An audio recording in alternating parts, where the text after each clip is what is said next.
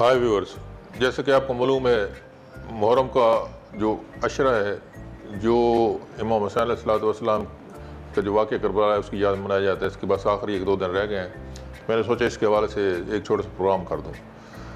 اب جیسے بھی ربیع الاول کا مہینہ آتا ہے تو اہل سنت اور جو وہابی حضرات، اور محرم کا جیسے مہینہ آتا ہے تو شیعہ اور باقی جتنے بھی مسلمانوں کے مکاتب فکر ہیں ان میں جو ہے فرقہ واریت کا عنصر جو ہے وہ ایکٹیو ہو جاتے ہیں۔ تو میں نے سوچا اس حوالے سے تھوڑی سی میں اپنی رائے پیش کر دوں، کیونکہ میرا جو بیٹھنا اٹھینا اور دوستیاں ہیں وہ سب اہل سنت والجماعت سے ہیں، اور میرے جو فیملی ہے وہ کٹر شیعہ ہیں۔ تو مجھے ہمیشہ پریشانی رہتی ہے کہ جائیں تو جائیں کہاں۔ تو میں نے سوچا کہ چلو جو حقائق ہیں وہ بیان کر دیے جائیں۔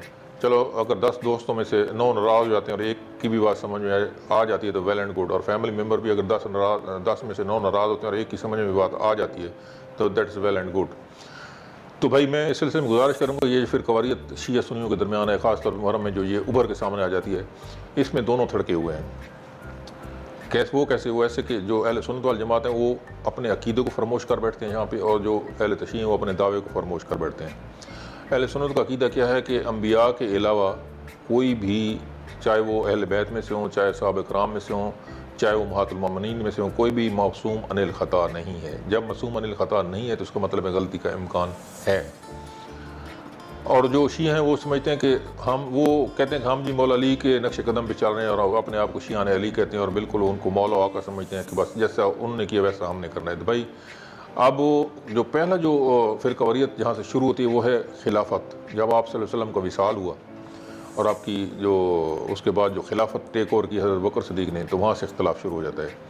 جو اہل سنت والجماعت ہیں وہ کہتے ہیں جی نہیں، انہوں نے بالکل صحیح کیا، کیونکہ صحابہ کا یہ ایک یعنی جماعت تھا کہ انہوں نے حضرت بکر صدیق کو بنا دیا، تو یہ فیصلہ بالکل صحیح تھا۔ اور شیعہ کہتے ہیں کہ نہیں، یہ حضرت علی کا حق تھا اور ان لوگوں نے جو ہے نا غصب کر لیا۔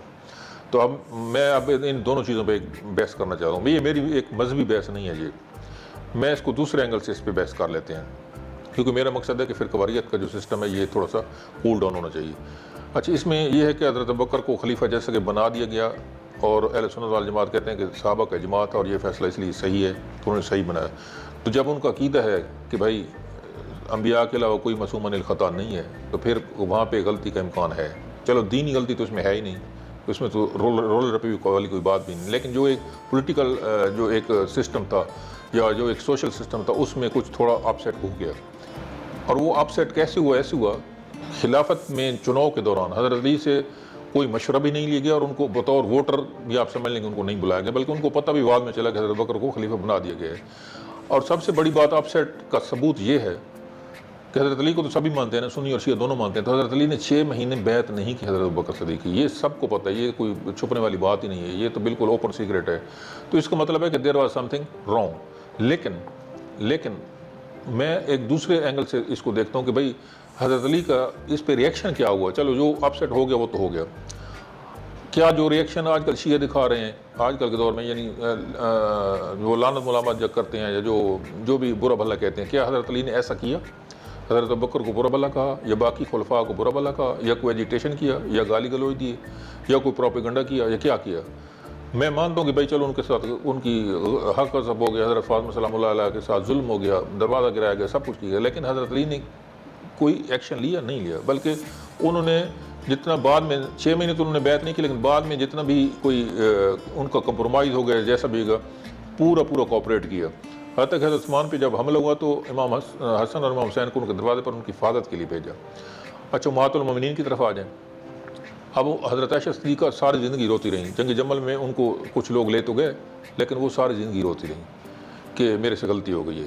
اور حضرت علی نے کیا جنگ فتح ہونے کے باوجود کیا انہوں نے ان کو حضرت عائشہ کو برا بھلا کہا، زد و کوب کیا خدا نخواستہ، یا کچھ کوئی ریمارکس دیے؟ بلکہ نہیں، انہوں نے ان کے اپنے بھتیجے حضرت محمد بن ابو بکر کی قیادت میں 40 عورتوں کو مردانہ فوجی لباس پہنا کے ان کو اپنے گھر عزت و احترام سے پہنچا دیا، اور ساری زندگی کوئی لفظ بھی منہ سے نہیں نکالا۔ تو شیعہ نے جو شیعان اپنے آپ کو شیعان علی کہتے ہیں، وہ کس منہ سے جو ہے صحابہ اور امہات المومنین کو جو ہے نا برا بھلا کہتے ہیں؟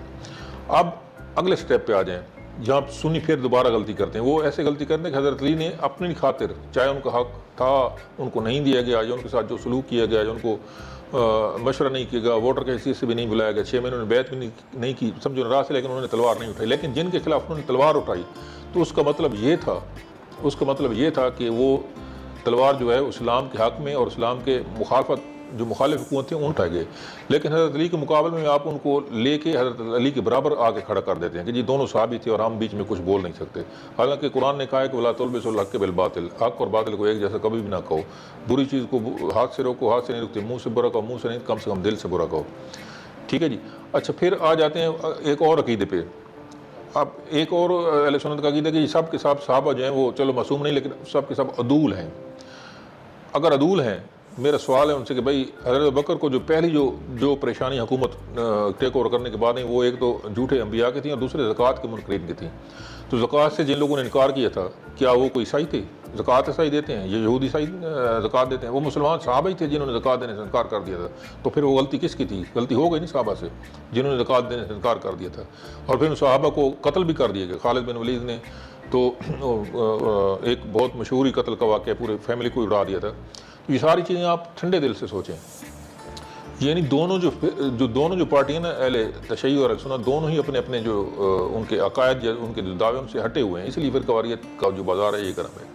سنی اپنے عقیدے سے ہٹے ہوئے ہیں، ٹھیک ہے جی، اور جو شیعان علی ہیں اپنے آپ کو کہلاتے ہیں وہ حضرت علی کی جو ان کی پیروی سے ہٹے ہوئے ہیں۔ تو بھائی اہل سنت بھی اس چیز کو مانیں کہ بھائی جو دینی طور پہ چلو کوئی نقصان نہیں تھا حضرت بکر کے خلافت سنبھالنے کا، لیکن ایک پولیٹیکل جو ایک معاشرتی یا ایک جو علاقائی ریجنل ایک اپ سیٹ تھا وہ تھا، اور حضرت علی نے اس کو شو بھی کیا، 6 مہینے بیعت نہیں کی۔ لیکن شیعہ بھی سوچیں کہ حضرت علی نے کیا ایکشن کیا، تو ان کو بھی ویسے ہی ایکشن کرنا چاہیے۔ صحابہ کے ساتھ بعد میں انہوں نے تعاون بھی کیا، مجلس شورا کے ممبر بھی بنے، قاضی بھی بنے رہے۔ جب حضرت عمر ایران گئے چابیاں لینے ایران کی فتح کے بعد، تو حضرت علی کو اپنا جانشین بنا کے بھی گئے۔ حضرت عائشہ نے جنگ بھی کی، تو حضرت علی نے کیا ایکشن کیا ان کے ساتھ، کیا رویہ ان کا تھا۔ تو شیعہ کو بھی چاہیے کہ وہ وہی رویہ رکھے، اہل سنت کو بھی چاہیے کہ جہاں حضرت علی نے تلوار اٹھا لی تھی، اس کا مطلب ہے وہ جو طاقت نہیں وہ اسلام کے خلاف تھیں، ٹھیک ہے جی، وہ پھر ان کو حضرت علی کے مقابلے میں صحابہ کا درجہ دے کے سامنے نہ لے کے ہیں۔ تو یہ فرقہ واریت اس لحاظ سے کم ہو سکتی ہے۔ Thank you very much.